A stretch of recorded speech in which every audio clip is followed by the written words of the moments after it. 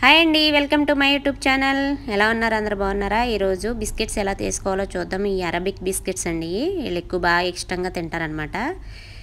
దీనికి ఏమేం కావాలో చూద్దాం. ముందుగా ఒక కప్పు వచ్చేసి శనగపిండి అండి, 2 కప్పులు మైదా పిండి. ఈ కప్పుతో 2 కప్పులు తీసుకున్నాం అనమాట మైదా పిండి.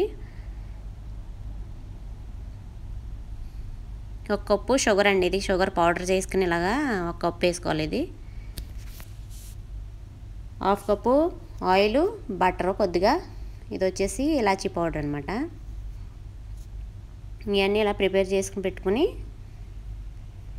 ముందుగా ఫ్రై చేసుకోవాలన్నమాట. ఈ 3 మొత్తం ఇలాగా ఇవన్నీ ఒకటొకటి సెపరేట్గా ముందుగా మైదా పిండి ఫ్రై చేసుకుందాం. లో ఫ్లేమ్లో పెట్టుకుని ఫ్రై చేసుకోవాలి, లేకుండా తొందరగా మాడిపోతుంది.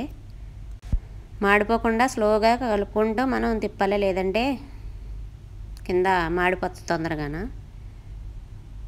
కొంచెం చూసుకుంటూ కలుపుకుంటూ దగ్గర ఉండాలన్నమాట కొంచెం ఫ్రై చేసినప్పుడు. ఈ విధంగా కలుపుకోవాలి. కలిపిన తర్వాత కొంచెం బ్రౌన్ కలర్ వచ్చిన తర్వాత ఇలాగ జల్లెడలో వేసుకొని ఇప్పుడు ఇది శనగపిండి వేసి, శనగపిండి కూడా కొంచెం బ్రౌన్ కలర్ వచ్చే వరకు ఫ్రై చేసుకోవాలి. చూడండి, కలర్ ఇలా వచ్చింది కదా, దీన్ని అలా జల్లెడలో వేసేసుకుని 2 జల్లించుకోవాలి. జల్లించుకొని ఒక బౌల్లో ఇలాగ వేసేసుకుంటే దీంట్లో ఇప్పుడు 1/2 కప్పు ఆయిల్, కొంచెం బటరు, షుగర్ ఉంది కదా ఇందాక మనం షుగర్ పౌడరు, ఆ షుగర్ పౌడర్ కూడా వేసేసుకుని ఇలాచీ పౌడర్ కూడా వేసేసి అన్నీ కలుపుకోవాలన్నమాట. ఇప్పుడు మొత్తం అన్నీ మిక్స్ అయ్యేలాగా. ఈ కలిపి దాన్ని బట్టి మనకి మంచిగా వస్తుంది అన్నమాట బిస్కెట్. ఉండలు లేకుండా చక్కగా కలుపుకోవాలి. మొత్తం ముద్ద కింద అవుతుంది అనమాట.